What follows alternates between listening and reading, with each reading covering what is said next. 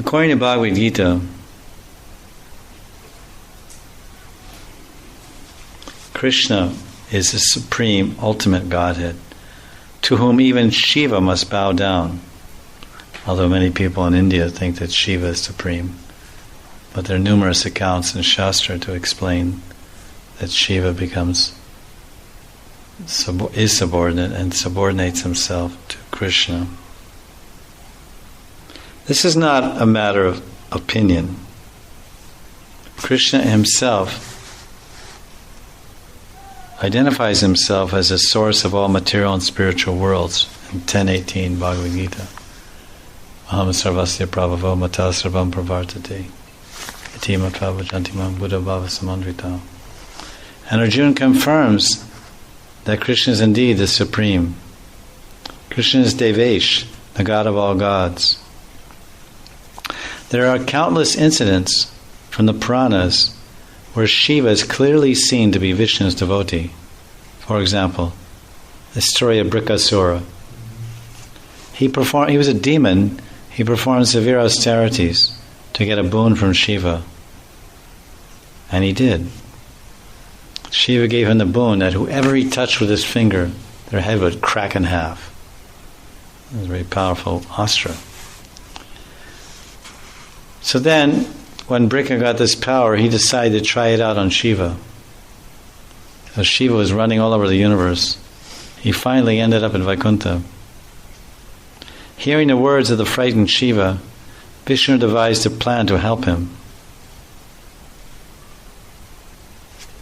Vishnu disguised himself as a young boy and appeared before Brika and said, "Listen, you can't trust that Lord Shiva.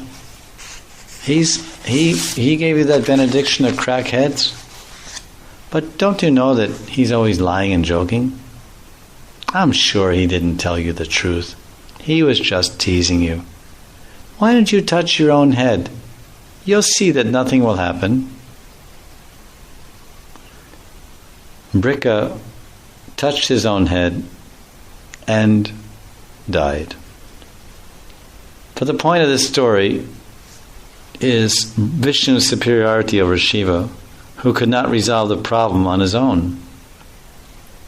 After racing through the entire material cosmos to escape Brikasura, Shiva sought refuge and shelter in Vishnu, thus showing the supremacy. To counter this, Shiva devotees sometimes cite traditions in which Ram is seen as a devotee or a worshipper of Shiva, like Rameshwaram, which is one of the 4 Char Dhams of India. In the north we have Badrikashram Dham, Badrik Dham. In the west we have Dwarka Dham. In the east we have Jagannath or Sri Ketra Dham or Sri Purushottam Dham, Jagannath Puri Dham. In the south we have Rameshwaram Dham. These are Char Dham. But if this contention or this argument of the Shaivites is accepted, this would make the avatar of Vishnu, Ram, subservient or below Shiva, and thus support the philosophy of Shaivism. But if you more closely study the worship of Ram's worship of Shiva, it turns out to be a later tradition, not supported in Valmiki's Ramayana. Moreover, even these later traditions explain that Ram became a devotee of Shiva only out of etiquette. Ram wanted to become a greater devotee of Shiva than evil Ravana was, and then asked Shiva for permission to defeat Ravana. I've heard, this is an article by Satyaraj Das and BTG, but I've heard acharyas explain that this is the glories of the Lord, that he's controlled by the love of his devotees. And as the devotees worship him and always think of him, Manmana Vava Mad Bhakto Madhyaji, always think of me, become my devotee. Well, Lord Krishna is always thinking of his devotees, just like Dwarkadish Krishna is all night long chanting Radhe, Radhe, Radhe in his sleep. So he's thinking of his devotees.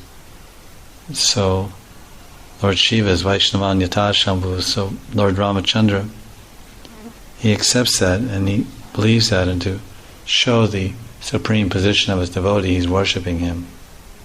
It doesn't show, by Ram's worshipping Shiva at Rameshwaram, it doesn't show that he's supreme, that Shiva is supreme and Ram is inferior. Rather, it shows that the supremacy of God, that he loves his devotee so much that he'll worship him.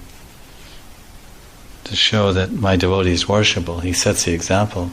Rama's Maryada avatar, and he's doing everything to set example for humanity. So he's saying, yes, my devotee should be worshipped. Even I am taking the opportunity to worship my devotee. And my devotees, they accept me and they worship me and I worship them.